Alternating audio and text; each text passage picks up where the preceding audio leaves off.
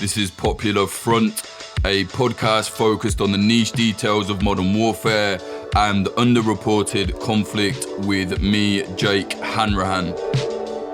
Today we're speaking to journalist Danny Gold. He's going to be talking to us about his recent trip to the front lines in the Donbas in East Ukraine, an area that is being absolutely smashed right now by Russian forces. Unfortunately, a lot of the Ukraine conflict is slowly slipping out the news, but Danny's been there. He's going to tell us what's actually happening in the east, how the situation is amongst the soldiers there. If you like what we're doing here at Popular Front, please consider supporting us at patreon.com/popularfront or popularfront.co/support.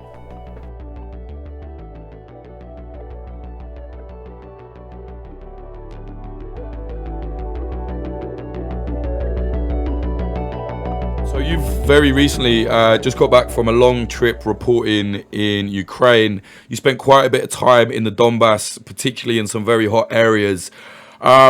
Just firstly, give us an idea of like what the status is, at least in the areas you were in, like where you were. Like, give us an idea of what it's like at the minute, because I think people are getting a slightly warped perception at the moment through social media as opposed to actual listening to reporters like yourself who are actually there. So yeah, give us an idea. What was it like? Yeah, I bounced around a bit, and when I was in Kharkiv, it was kind of a very optimistic situation, right?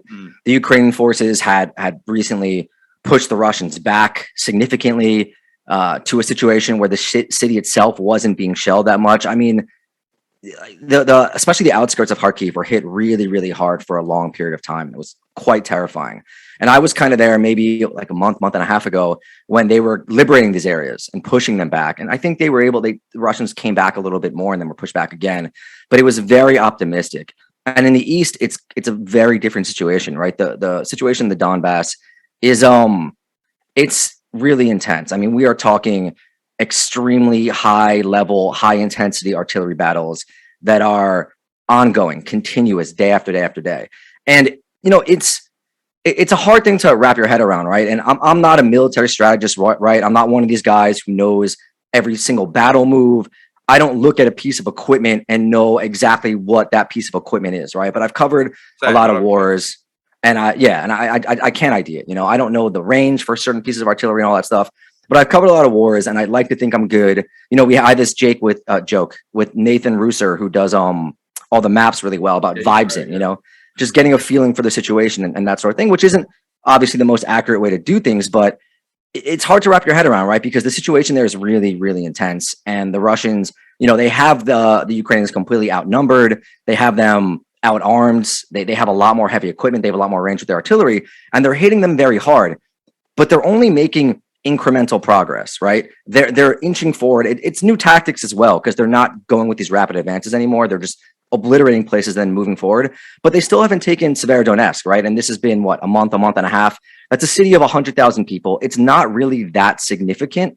It's on lower ground next to Lysychansk and all that, but it is taking them a while, but they are making progress. And both sides are losing a tremendous amount of men, tremendous amount of firepower every day, right? So the Ukrainians are taking heavy losses, as are the Russians, but the Russians aren't advancing to a degree where I think it's something that you can look at and be like, wow, they're doing amazing, or they've completely changed everything and now they're going to win this war, right? They've already kind of lost what their intentions were in the first place, which were to sort of decapitate the government in Kiev and sort of turn Ukraine to a vassal state. They're not going to be able to do that anymore. No. But the East is definitely under threat, and it's definitely bad there. Like, there's just so much firepower, and the Ukrainians are taking losses, and they've started to admit those losses in recent weeks, up to 100 guys a day being killed. Some numbers said 200. It's a hard thing to parse too, because part of you is kind of like, well, maybe this is another part of propaganda where you're saying how bad things are to encourage Western nations doing it. Right. Yeah. So it's hard to, I think, really suss that out. All I can say is that it is very, very intense, and it's not a good situation. Well, yeah, this is the reality. I mean, I've spoken about this with some people, and they're like, "Oh, don't be like a Russian propaganda." It's like, bro, it's just real life. Like, it's just the reality on the ground. I mean, for anyone, if anyone like if you're helping someone by actually giving the real information, it's the fucking guys on the ground fighting. Like, they need to know. Like, people I've spoke to are like, hey, like, we don't have the right weapons here. We haven't got this. The chain of command is fucked. Like, you know, they're the people that want to, you know, they kind of want that information out there. Who was it you were with? Like, which unit were you with? Do you know? Was it just like volunteers or? Well, I would also add that too, though. But it's also like, you know, you get some on the other side too that are just like completely doomerism. Like, you know, they're going to lose Sloviansk, right? Like, and it's imminent, all that. And I don't think that's true either, right? I think No, I agree. Yeah, somewhere in the middle. I bounced around with a bunch of units. In Donbas, we did like an overnight with a unit that was just south of what was it? Hold on one sec. Where? I mean, you know, we were all over the place, just kind of like one of those situations where you wake up in the morning, you check what happened last night, you jump in the car with a guy who barely speaks English, and you just drive around to the various areas that are, you know, not the fronts, but second line positions, things like that, and kind of see where you can get in and what you can do. And then you get turned back and you try a side road and you do all that, you know, or you stop on the side of the road and there'll be soldiers there. We'd come upon soldiers a couple of times that were just kind of like, you know, taking a break under trees next to the road because they had just come back from a frontline position and they were just getting like rest for a little bit because they'd been in intense situations for 3 or 4 days. And you just kind of start talking to people and figure it out. They're pretty cagey these days about revealing their units and things like that. We did that overnight. That was south. It wasn't south of Liman. I'm trying to remember exactly where it was. But it's a group that I think has had you know, we got there and we were all psyched about this access that we got because we were going to spend the night there and all that. And then it turns out those guys had spoke to like a bunch of people and had a bunch of people in there with them in the ensuing days. So that's always fun, you know. Actually, no, it was south of Liman in that area, which was a group. I think I'm not even sure. They told us they had some reconnaissance units there. It was a second line position where people they did rotations where they'd be at the front for 3 days, then they'd come back out for 3 days. So there were some people there who were actively going in there. You know, there were marksmen, there were snipers that were going in there every day, and there were others I think who were just kind of like more on the back lines, maybe artillery and things like that. But it was while we were there, it was supposed to be a quiet area, and it was still like the mortars that were coming in, the shells that were coming in, were close enough that we could hear them whistling, you know, and that like when the outgoing was going, it would shake the little bunker that we were in. What was the morale like of the lads you were with? It goes both ways. You know, we'd meet people like the one coffee shop we'd be there, and we were talking to some guys who were, you know, just like, look, we want to keep fighting. Like, we're here to do this. We're not giving up. But unless they give us weapons, like we're going to be screwed. You know, like every day, I think the line was something along the lines of like, every day they delay these heavier weapon shipments. It's not just the debate to us. Every day we're losing, you know, 50 more guys while they like dilly-dally about and they being European countries and the US about giving us more stuff.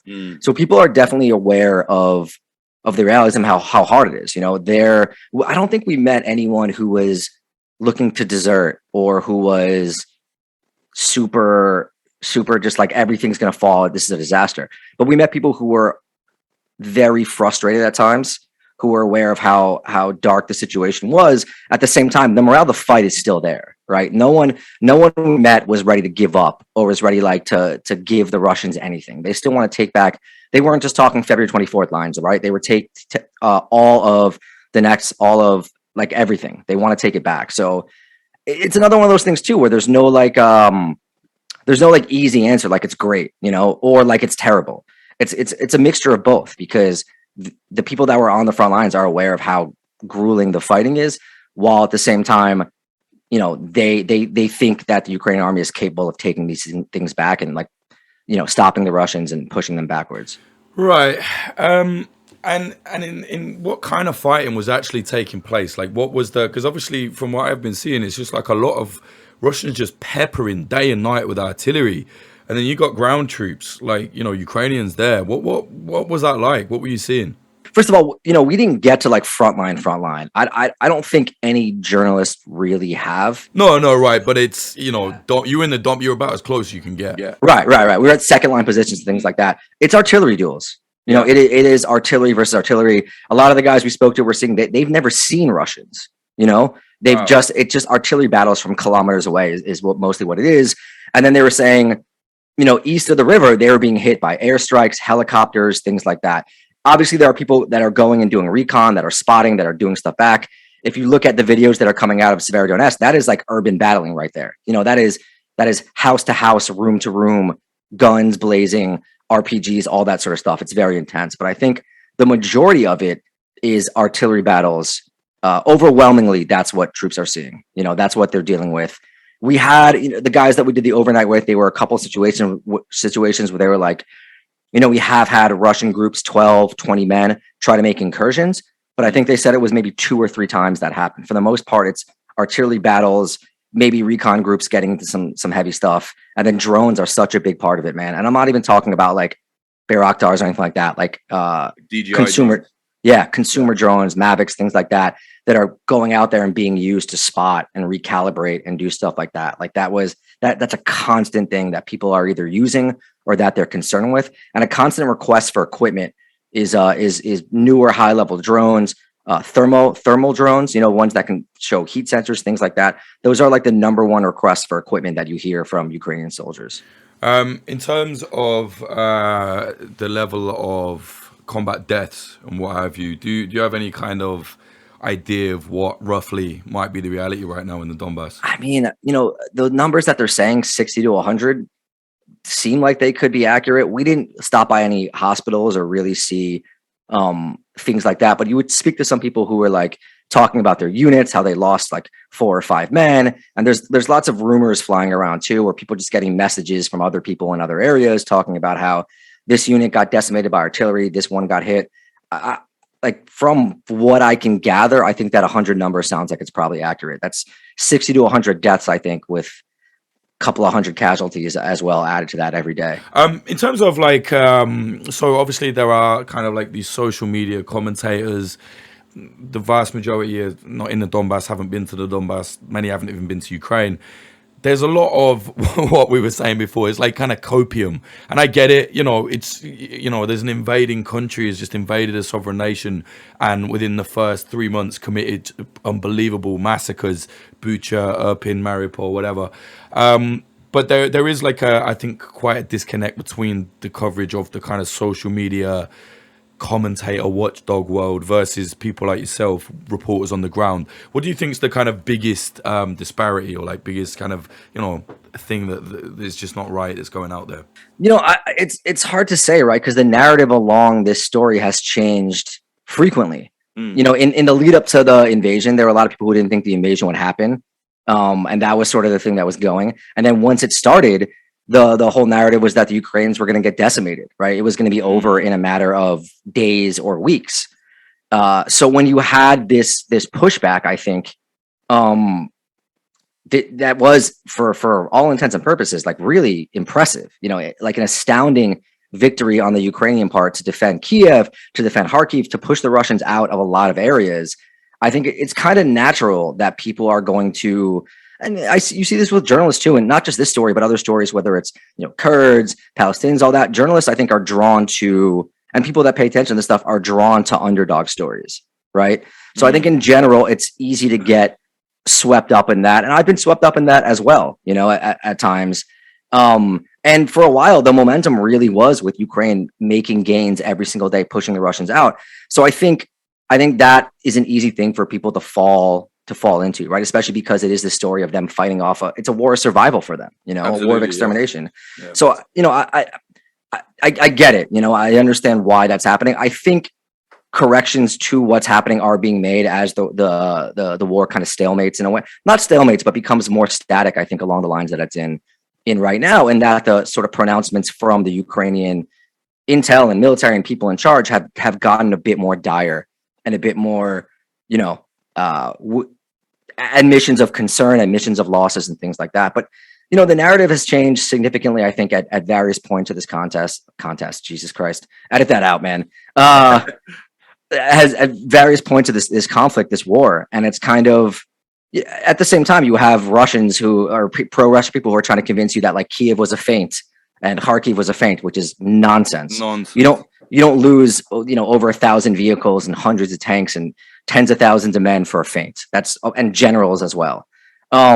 So yeah, it's like you said, man, there's a lot of I think nonsense floating around. I understand some of it to a degree.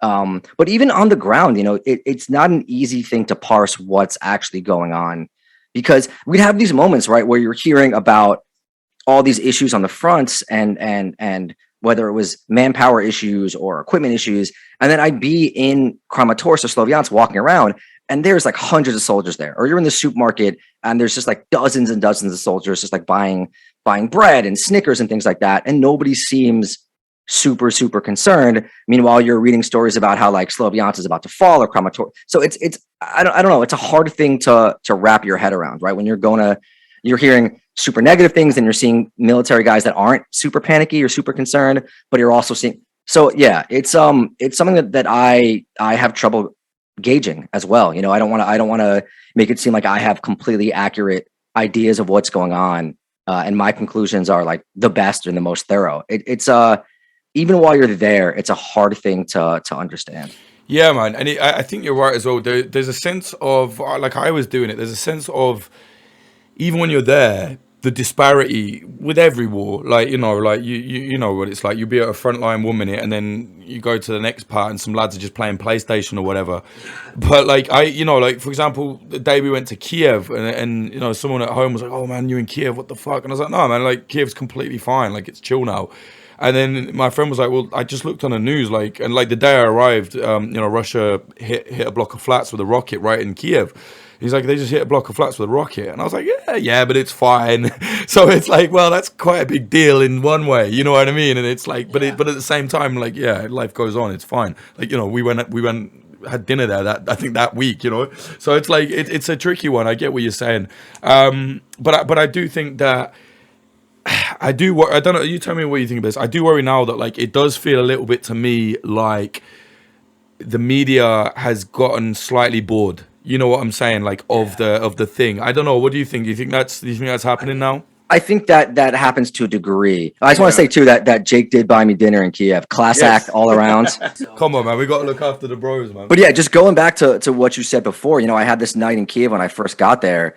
I think one of the first nights I was there, and sirens go off, whatever. Most people don't care at this point. But I heard these booms, and I looked out the window, and people are just like going about their day. No one really seemed to change anything. So I thought nothing of it. And the next day we found out that was the day the journalist got killed in her apartment. Right, that was it, yeah. Yeah, so it's kind of just like, wrapping your head around stuff like that in a war zone is always tough, and the fog of war is very real. It's not just about, statements coming out. It's about what's actually happening there as well. But yeah, I think there's always a danger when these situations continue, especially when they not stalemate, but when they slow down and there's not big news every day, that I think people start to lose interest, and the media reflects that as well.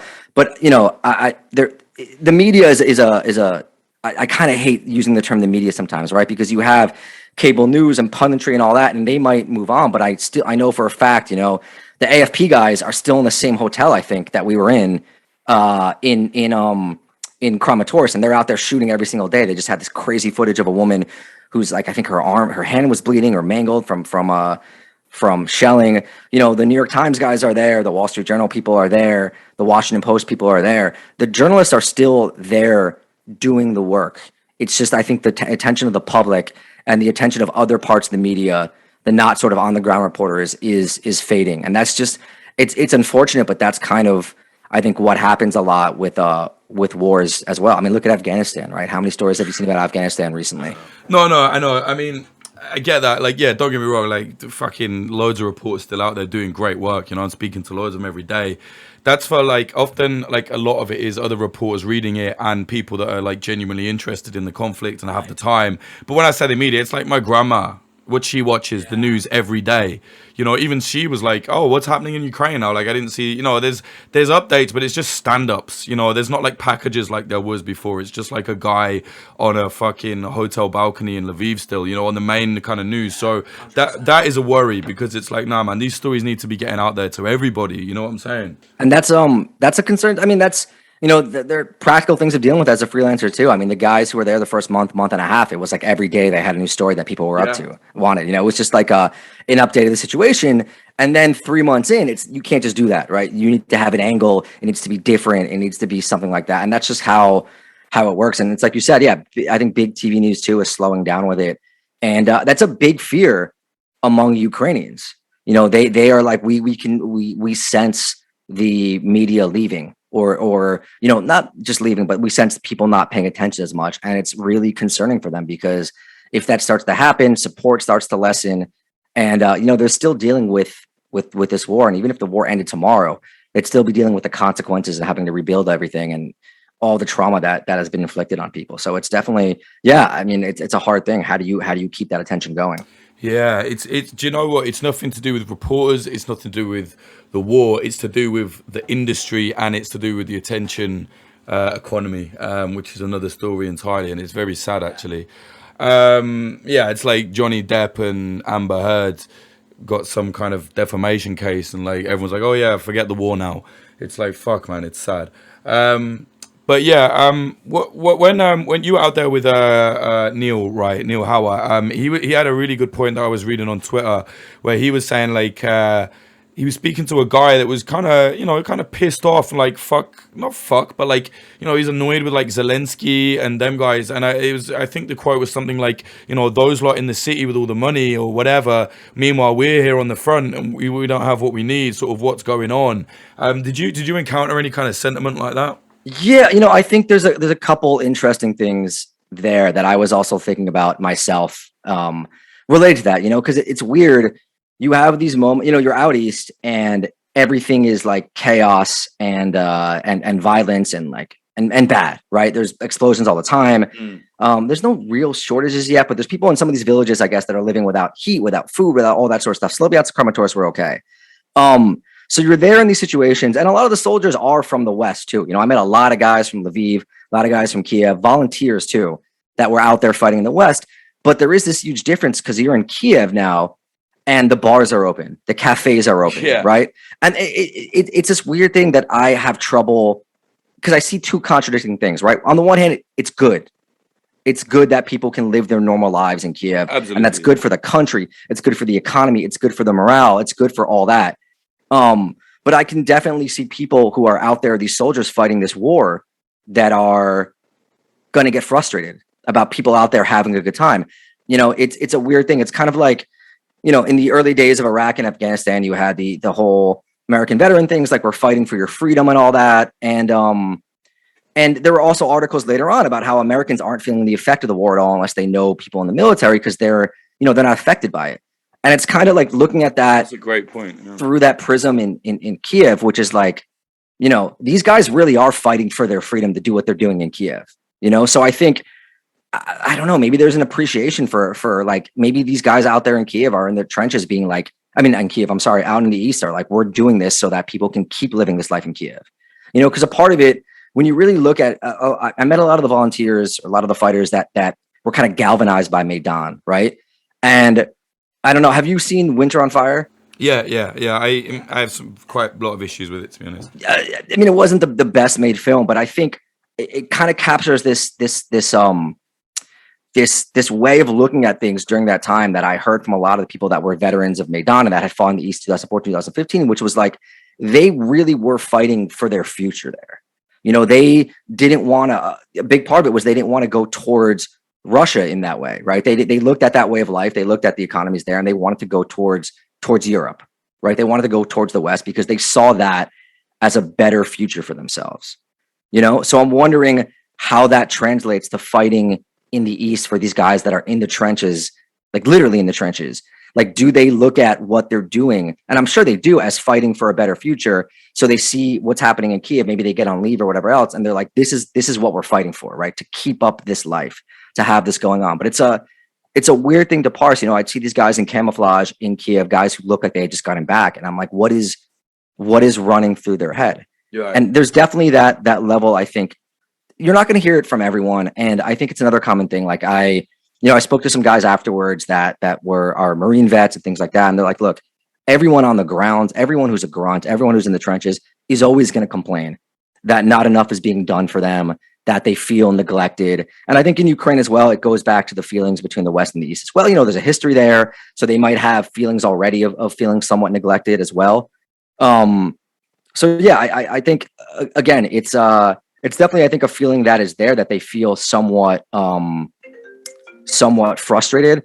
But I heard way more frustration with with the West and with the US in terms of like weapons deliveries and things like that. At the same time, they're very thankful for what's being done and they're grateful for their support, right? There's no animosity there. It's just like we need more. If they want us to hold this off, if they want us to win, they have to do more for us, if that makes sense. Yeah, I know what you mean. I mean, for me, it's like I think everyone fighting, it's just unbelievable bravery you've seen out there doing the best they can. Obviously, I was with some of the lads, the Hoods clan lads, and they were like desperate to go to the east because they were like, look, there's no more fighting here. We don't want to be here on guard duty. We want to be fucking fighting, like desperate to go, you know. And it was like very interesting. So I think for me, my point is not that like, oh, the government isn't doing enough. I mean, maybe they're not, but it was just like, I don't know. I just started to get this sense from a few people as well that are like, I don't know. It's like, where is everything, you know? Like, I don't know. And I guess that's just the fog of war. But I know some volunteers that are on the front that are turning up to units that, like, one unit had like 2 guns between like 4 guys. And they were kind of like, what the fuck is going on, you know? So, and then the unit down the road is like one of the best supplied in the area. So I don't know if it's just confusion or what. Like, I don't know. Did you come across anything like that? Yeah, I mean, there's definitely feelings sometimes, I think, of neglect and like what's happening with all the stuff that's coming in. But it was also more about like, they needed, this is the early days too. There was such, I think, pandemonium. So like, people need vests, they need thermobaric goggles and things like that. So you have these heavy weapons coming in, but where's the rest of that stuff?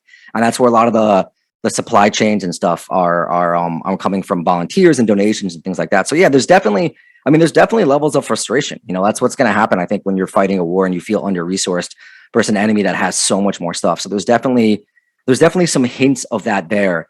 And I think it's going to be interesting to watch and see if that frustration grows and how it affects morale. But there's still, that overnight we were at, I assumed everyone who wanted to sign up had already signed up, but they were saying the next day they had 8 guys coming who just volunteered, who are just willing to sign a contract. So I think, and you hear too, that manpower isn't the problem right now, right?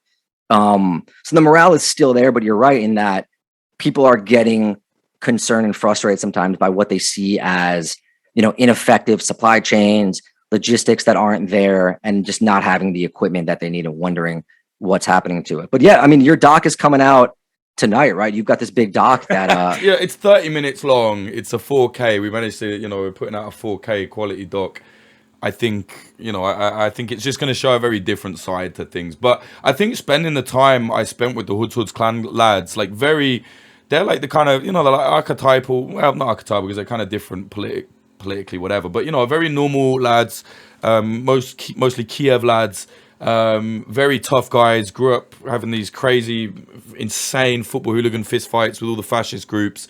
They were the only football hooligan firm in the whole of Ukraine to come out and say, we're anti-fascists, we don't like you Nazi guys. And so they became a target for everybody, and the fascinating thing is that they were actually, because you see it in the doc, they're such close friends and such tough guys that they actually became one of the best football hooligan firms. Like, despite that, I found this like link on a forum, like a really old ultras forum, where these fascists are like, you get banned if you even mention Hoods clan, because they were so embarrassed that they'd been beaten up by anti-fascists, like it was pretty funny. But I think spending time with them, I realized, I was like, man, these guys are in between a rock and a hard place. They're desperate to get to the east. And, they were telling me there's just so much bureaucracy right now for them.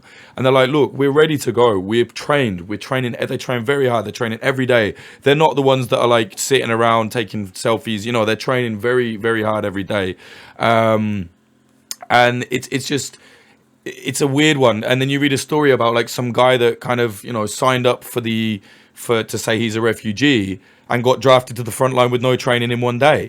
And it's like, what the fuck is going on? So I think for me, it was like, my criticism is not even criticism. It's not like, oh yeah, Ukraine's fucking up. It's like, man, these lads are so brave and tough and fighting for everybody in Ukraine. It's just like, man, what is going on? Like I think it's just at the point in the war where shit like that just starts happening. You know what I'm saying? Like, things get very confused, things fall apart a little bit. And it's just, I hope that they can kind of pull themselves out of that, because I am hearing quite a lot of stories more and more now about like, just this group ran out of ammunition, and it's like, well, there's a lot of money going in, a lot of weapons are being sent in, not enough, but they are being sent, and it's like, what's going on? I don't know. It's it's a confusing one for me. You know what I'm saying? The bureaucracy is definitely, I mean, it's definitely Crazy, a frustrating right? thing. I think the first month it was kind of a free for all, right? Because nothing was set up. But yeah, I mean, that's another confusing that thing that you hear, right? Because I know plenty of people that, I even know a U.S. vet who has military experience but not combat experience that's been desperate to get to the front line too. And he was saying like they're not letting people go unless they really can do it. But then you hear other stories of people that have been sent there without much. So it's kind of, that's another one of those things that's hard to wrap your head around, right? Like what is, it's in all likelihood, it's both, like there are people that are getting sent out there maybe that don't have a ton of training. And there's other people that have the training that can't get out there because it really is just a bureaucracy thing and a confusion thing, and the fronts are crazy and they're changing every day. But yeah, I mean, I think the Hoods Clan thing, I think fascinates me because the stories that I want to do always are these stories of these guys that remind me of like me and my friends, Exactly. or just the lads, and they're put in a impossible situation, not just because of the things happening around them. And it's kind of like, well, this could be me and my boys, or my friends from college, my friends from high school, whatever. If we were born here, like this would be us right now. And obviously, I don't think we'd be a fucking crazy ultra, soccer hooligan gang that beat the fuck out of people all the time. But I'm saying not tough like, enough for that. yeah, no, definitely, I'm not on that level. But I mean, like, just like dudes who would rather be playing fucking video games or at the bar with their friends, hitting on girls, and that's a big part of what a lot of wars are, and getting to spend time with a group like that, which is why I'm really looking forward to your doc, and I think it's going to be great, and just having them show that sort of humanity that I think a lot of people, that everyone has, of them just like busting balls with their friends, where people can watch and be like, whoa, this reminds me of like me and my friends sitting around at the bar being idiots, except these guys have to fight the Russian army right now. I did that story in Syria years ago about the rebel kids that I knew, and I had this like lightning, I can't fucking speak English right now. This light bulb moment where I was like, whoa, like these guys are just like me. Obviously there's differences in culture and things like that, but like, and that's always a story that I look to do. And you see that, you have a number of stories here in the newspapers with all that about like, this guy was a baker a week and a half ago. This guy was a mechanic, but a lot of that is quick, and it just gives sort of the basics and then gives a couple lines, because that's just the nature of daily news of, a couple lines of like, we have to fight. I just want to get back to my life, blah, blah, blah, that sort of stuff. So anytime someone has an opportunity to dig deeper, like you have, I get really excited about it. But it's another thing too, that I think people need to realize, anytime I had these interviews with guys that went a little long, I like to ask, like, what do they want to do after the war? And what they always look at me like I'm crazy, right? And they're just like, I just want to go back to, like back to my mechanic shop, or back to being an advertising executive. Like the Ukrainians are literally fighting just so they can go back to living their normal life afterwards. Yeah. That's their only intention. And I mean, there's other people too, like this couple that were lawyers. They're in a couple articles actually. They get some good press on themselves. They are working on their PhDs in criminology. They want to get out, and their number one, they're like, after we deal with the Russians, we're going to deal with the corruption.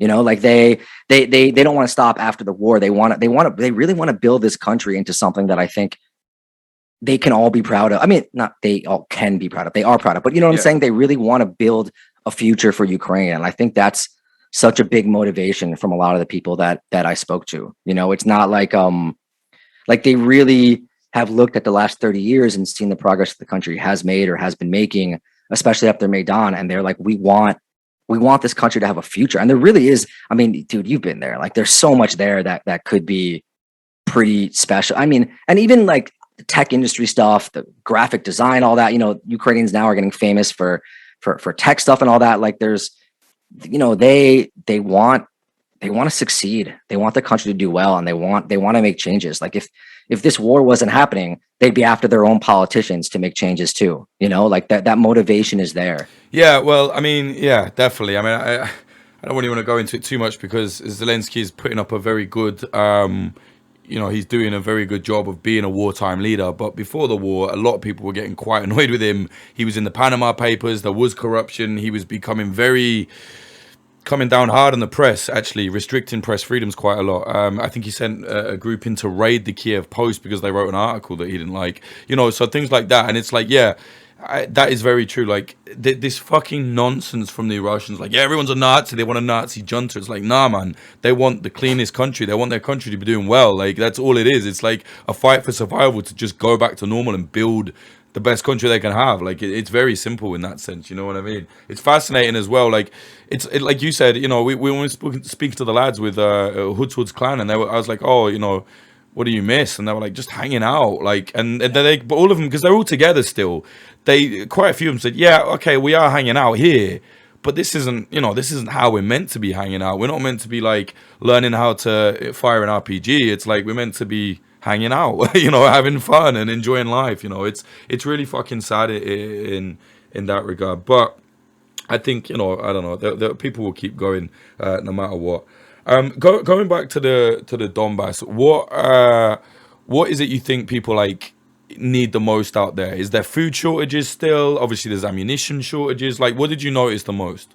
No, I mean there was food there. The supermarkets had food, things like that. It's not great, but there's still food there. There's still water in those big cities. I think it's going to get tougher. Fuel was tough, but you could always get it. It's just a pain in the ass. No, they need heavy artillery, man. Like without that, the Russians have them beat range wise, so there's nothing they can do sometimes. Any level of air combat they could be, or air defense they could have, I should say, would be, I think, super beneficial. But it's like they need heavy duty advanced artillery so that they can compete, and they need the ammunition to go with it, because they're just getting, the new Russian tactic that they changed to after those rapid advances were shut off is just obliterating places, right? Just leveling them and then slowly moving in. But to do that first is just like them just shooting the shit out of every area.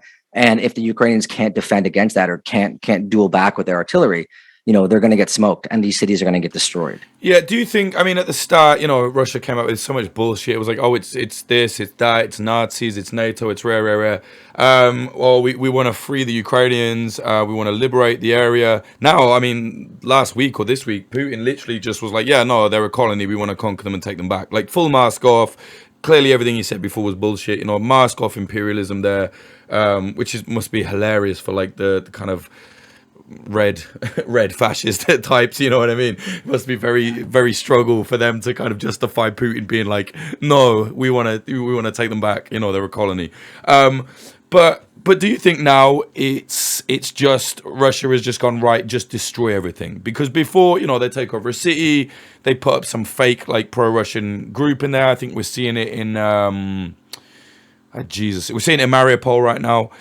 They've painted the Ukrainian signs with Russian flag colors. So, clearly it's some level of like, oh yeah, this is now Russia. But it seems to me that they've changed tactics to like, yeah, just destroy everything basically in the east. Or I don't know. What do you think? Well, yeah, I mean, they did destroy a lot of Mariupol. I've seen estimates. True. Who knows if those estimates are right? But you're right. I mean, in the beginning, it didn't seem, there was definitely destruction, but I think they thought they would just advance so quickly and take over these areas so quickly without that much resistance.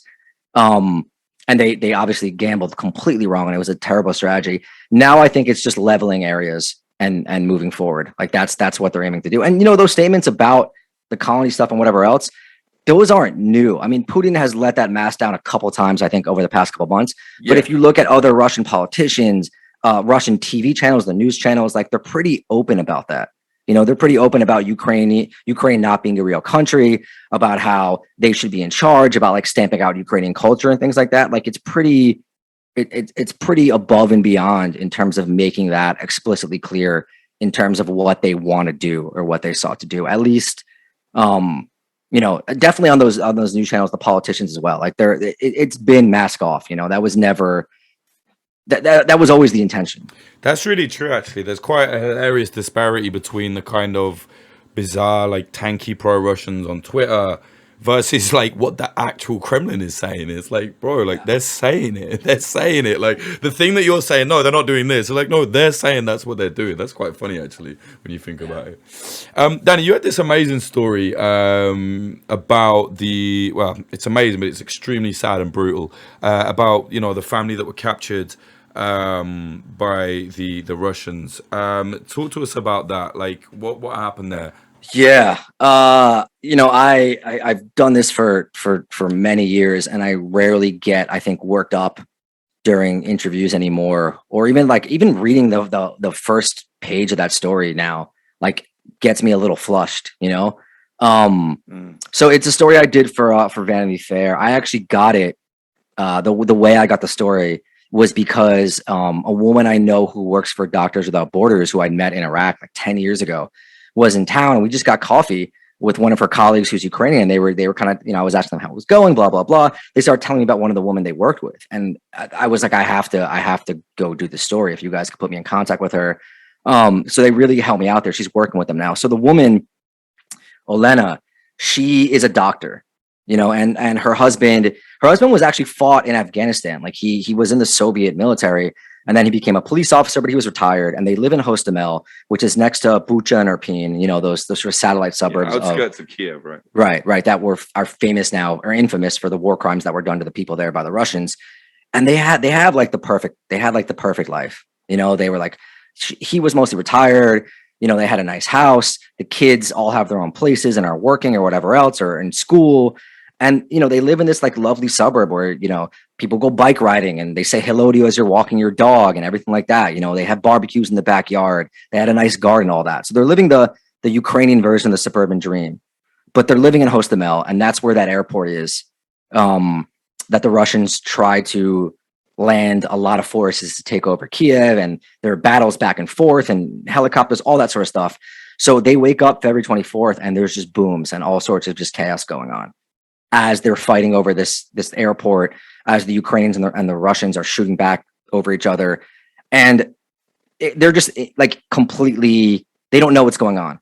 And that goes on for like a week, right? As artillery, they can see people firing at each other from the hills nearby, everything over the airport, and shells are landing. People are getting hurt. People are dying. People are trying to escape. They get closed off eventually.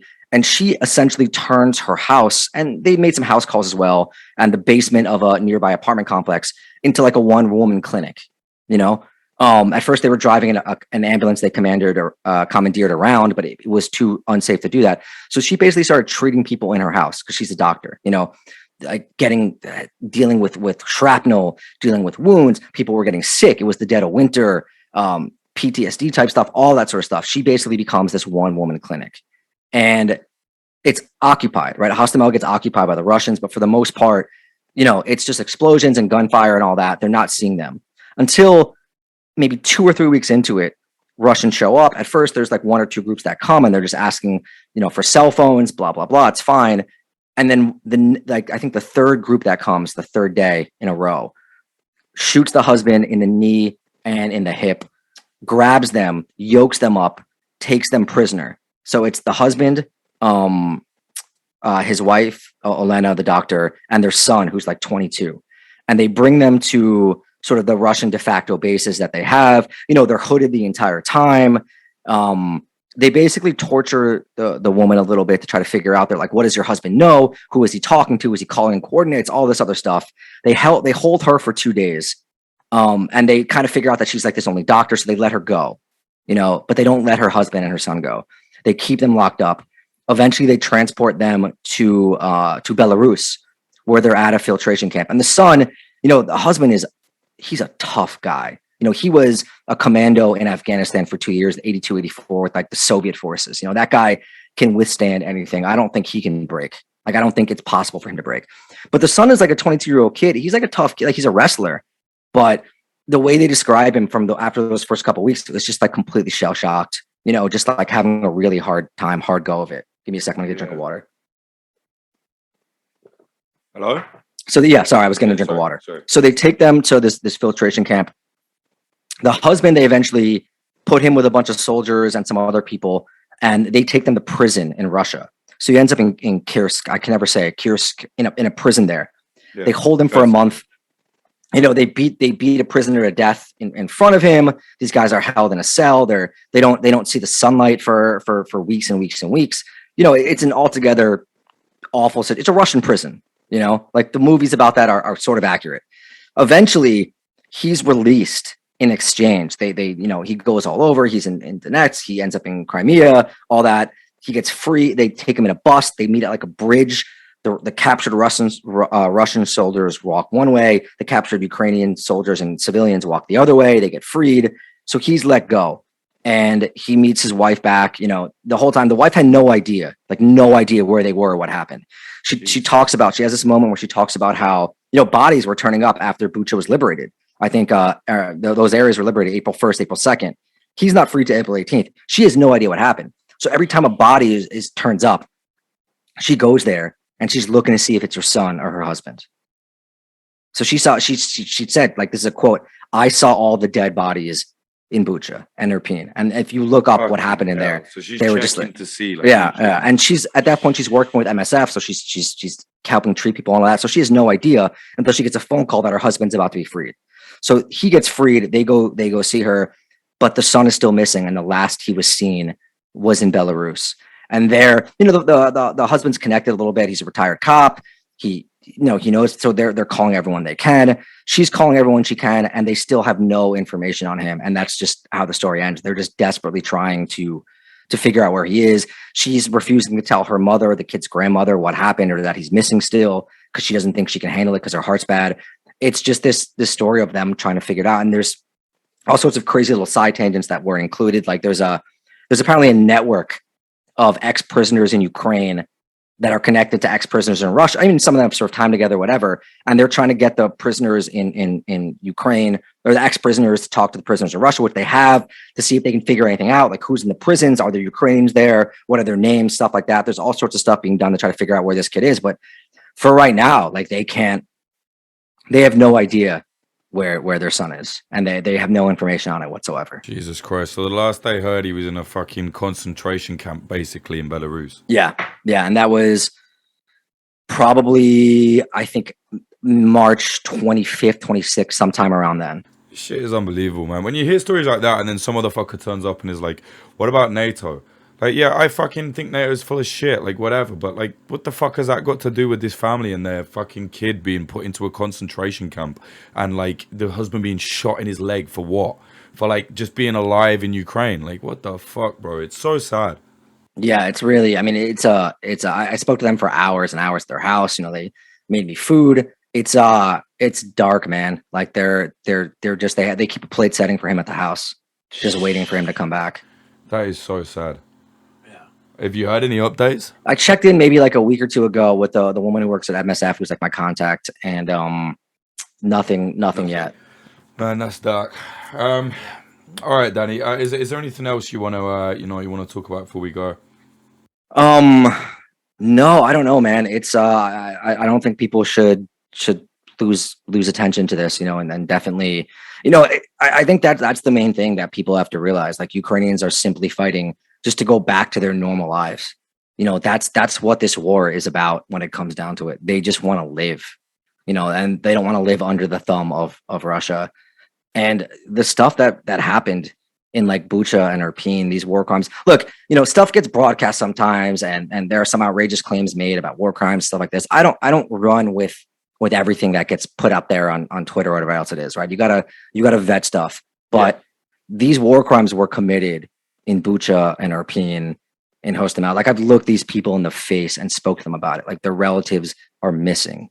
People were tortured. People were executed with their hands behind their back. Yeah, like these things are being done right now. So, and who knows what's been happening in Mariupol and Kherson in these other areas. Like, it's dark, and these things are real. They're real things that are happening. They're not internet debates for people to get mad at each other on Twitter to make it fit into their narrative. These people are, I mean, that's the kind of thing that the frustrated soldier was saying outside the coffee shop. He was like, look, these are debates to you guys, but every day you spend debating, like, my friends are dying. Yeah. And he was referring to the debates about the weapons. So, yeah, I mean, I don't know, man. Besides that, sorry to end on such a dire note. But I see it's Popular Front, right? Not that many happy endings for this podcast. No one's coming here to be cheered up, lad. Don't worry about that. But it's reality, I really hate this fucking, like, there's like a form of violence in like enforced positivity, like good vibes only. Like, no, not good vibes only, because you need to know about what the fuck is happening in places like Ukraine and in places like that, you know? So yeah, no, don't worry about that at all. Yeah. I mean, I think definitely people who aren't there should enjoy themselves at times. But like, no, they should be miserable all the time. Actually, no, you know what I mean though. It's just at least be aware, you know. Yeah. But yeah, dude, I'm looking forward to your doc. Definitely, I think. Hopefully it gets uploaded and I can watch it tomorrow morning. I think it's going to be when I'm 40. This fucking right. Yeah, I think it's going to be cool. I should have one more story coming out in Rolling Stone Digital, but also I did a couple podcast episodes. I do pay the Underworld podcast, which is about organized crime. We've had Jake on actually, I think once or twice. Maybe we'll do that again soon.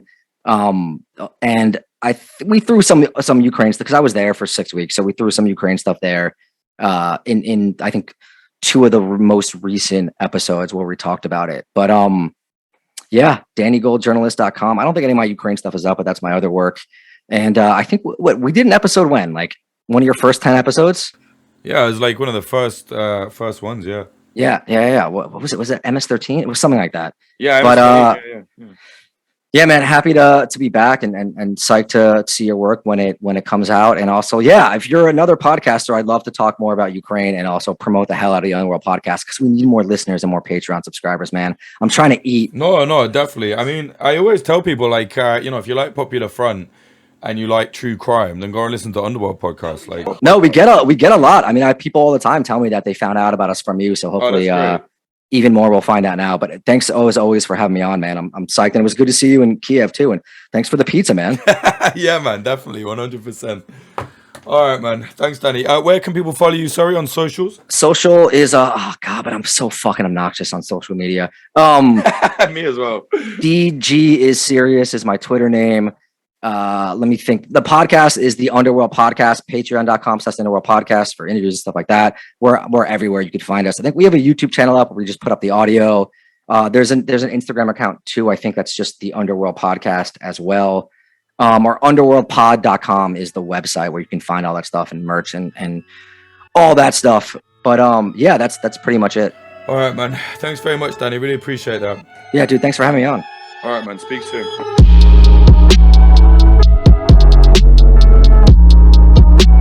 Was Danny Gold speaking about his time in the Donbas recently.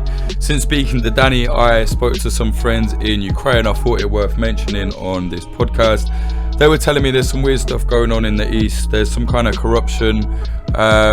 Oil is being stolen and sold off by various corrupt people within the Ukraine side.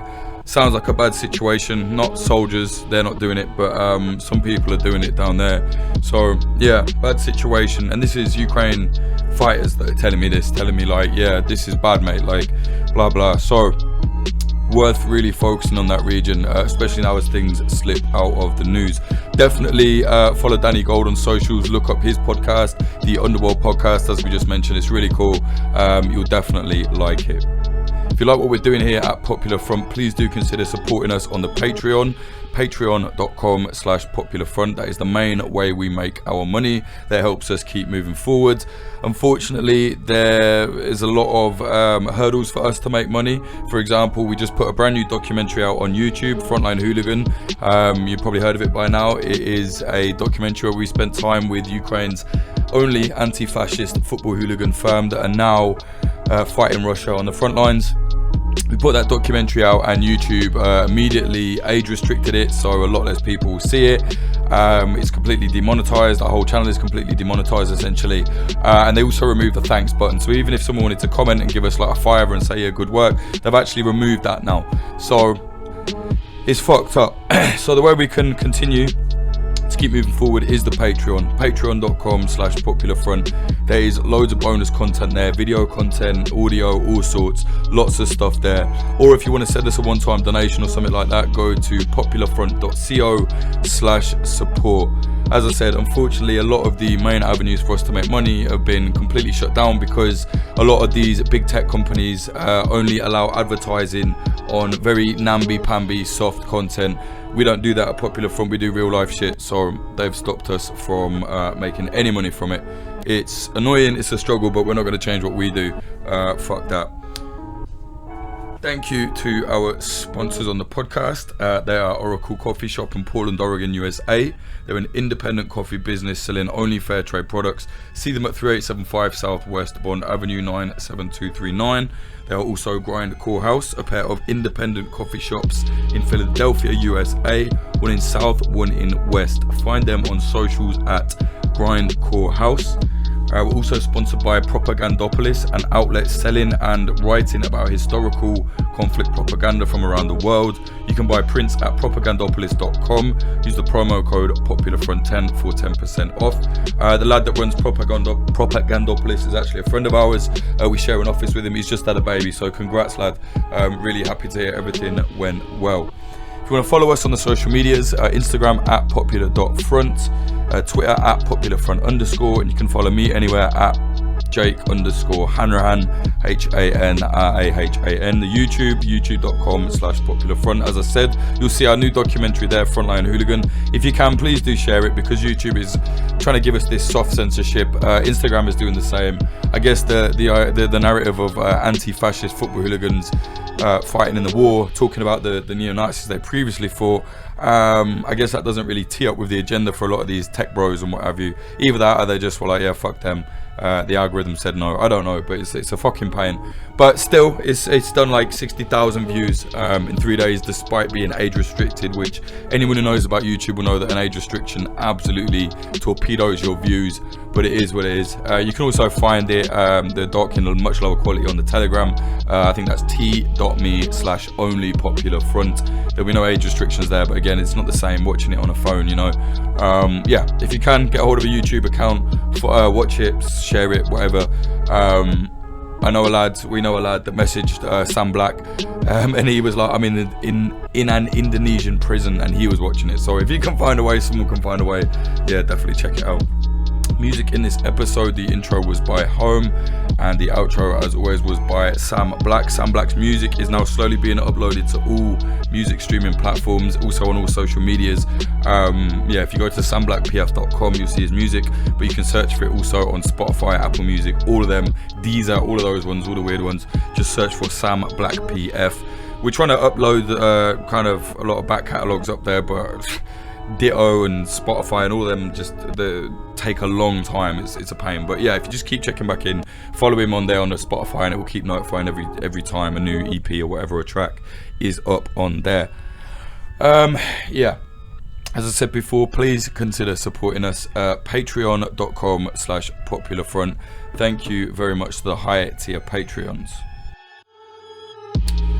They are Claire Hofbauer, Benjamin Topper, Chongus Bongwater, Cameron Collins, Nutty, Q Loves Cake Farts, Nicholas Blomberg, Matthew Diffley, Noah Schmidt, Jane Millerchip, Claire, Liana, Sean, Christianovich, NTHG, Ethan Zwick, Champagne Anarchist, Elise Middlefar, David McManus, Joaquin Williamson Holt, Udoye Travis, Hector K, Tom Petrie, James Leons, Lisa Milgram, Bradley Davies, No Dogs, No Hamsters, Brendan Crave, B, Drift, Pete Hesher, RX, Tiki Lover, Cherry, Ben Marshall, Dallas Dunn, Sikar Gupta, LD50 Seattle, K Glitter Vulcan, Meredith Waters, Bethany Swoveland, Adam H, Ryan Barbadillo, Derivative Fool, and then someone's name is Bolo Woa, which is the way Brits like me say bottle of water.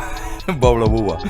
Larson 8669, Karante, Bjorn Kirsten, Diamondstein, Michael O'Connor, Jack Doherty, Nicholas Butter, JD Jav, Ian Froese, James Cully, Anil Dingus, Tynan Daly, Ethan, Shanklin the Painter, Fitz Madrid, Ed Coulthard, Mike Barone, Ben, Scott Hopton, Liam Williams, Chris Cusimano, Degenerate Zero Alpha, Giorgio Arani, DR, Trey Nance, Amy R, Rubicon, Frank Austin, Amelia Me, Nawaiz, Nate Van Dor, Christina Rivetti, Freya Northman, Noah, Andrew Hurley, Vida Provost, Brian McLaughlin, Tom Lochrin, Young Wasabi, Tony Bin, Adam Bergsnyder, JL, Stephen Davila, Dan Dunham, Fletcher, Chad Walker, Diana Gorvanek, Lawrence Abrahams, What Bitcoin Did with Peter McCormick, Christopher Martin, Ryan Sandercock, and Moritz Zumbul. Thank you all so much. Really do appreciate it, especially in times like this where YouTube is just trying to fuck us, basically. Like, we I don't know, man. Like, it's just ridiculous. Taking away the thanks thing is just like, like, people can't even donate their own money for the doc's sake of it, you know? Nightmare. Anyway, thank you all for supporting. Support us, patreon.com/popularfront.